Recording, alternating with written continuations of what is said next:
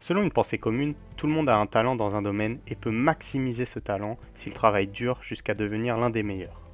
Cependant, que se passerait-il si la personne ne trouve pas sa réelle voie? Si le talent qui lui a été donné n'est pas dans la chose qu'il adore faire tous les jours depuis qu'il est enfant? Dans la vie, il y a souvent une sorte de palier maximum auquel une personne reste bloquée. Si elle n'a pas le talent naturel pour le domaine qu'elle a choisi, peu importe à quel point elle aura travaillé dur, elle restera bloquée à un certain stade. C'est malheureusement encore plus vrai dans le sport. Les prodiges, ceux qui sont nés avec ce don, sont le plus souvent les meilleurs et ceux qui sont considérés comme les plus grands de tous les temps dans leur sport respectif. On peut citer Cristiano Ronaldo, Lionel Messi, LeBron James, Michael Jordan, qui certes ont une éthique de travail irréprochable, mais ont un don visible pour ce sport. Attention, je ne dis pas que ceux qui n'ont pas ce don ou talent naturel sont mauvais. Ils peuvent avoir de très belles carrières, gagner de nombreux titres et être considérés comme de très bons joueurs. Mais ils ne seront jamais considérés à l'égal de ceux qui ont ce fameux talent naturel. Dans les animés, le plus parfait exemple de cela pour moi est Toykawa Toru de Haikyuu, et je vais vous expliquer pourquoi.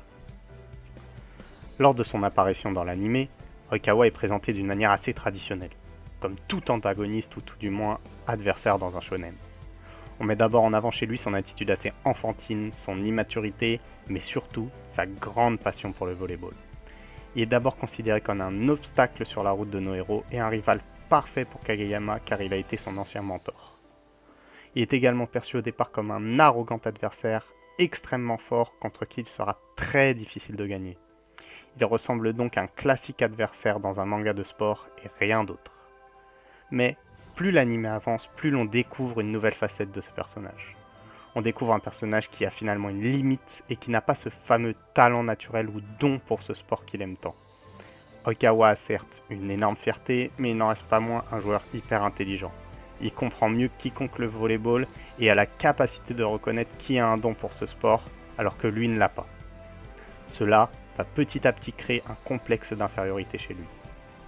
Ce complexe ne va faire qu'empirer, car il n'arrive pas à battre Ushijima, et d'un autre côté, Kageyama s'améliore de plus en plus vite et le rattrape.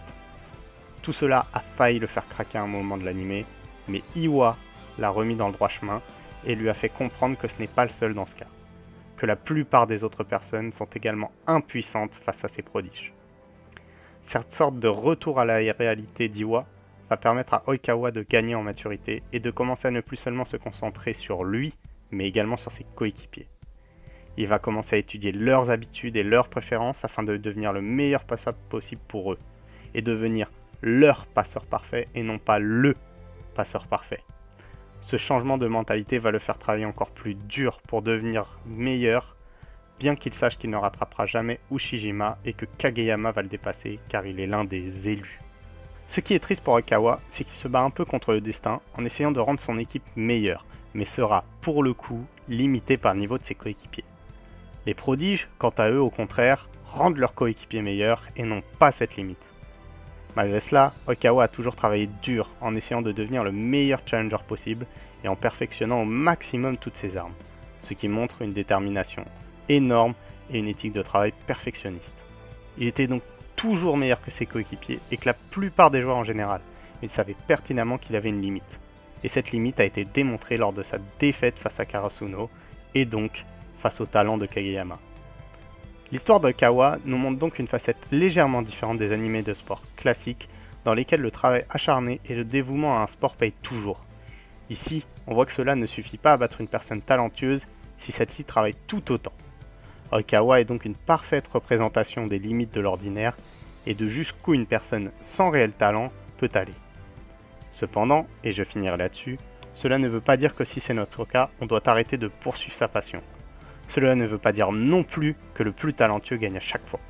Cela veut simplement dire que si on veut arriver à un niveau quasi similaire à celui de ces prodiges, il faudra surpasser nos limites et que cela sera encore plus dur que ça ne l'est déjà. Merci à tous d'avoir écouté, c'était Kaizen Animé, à la prochaine.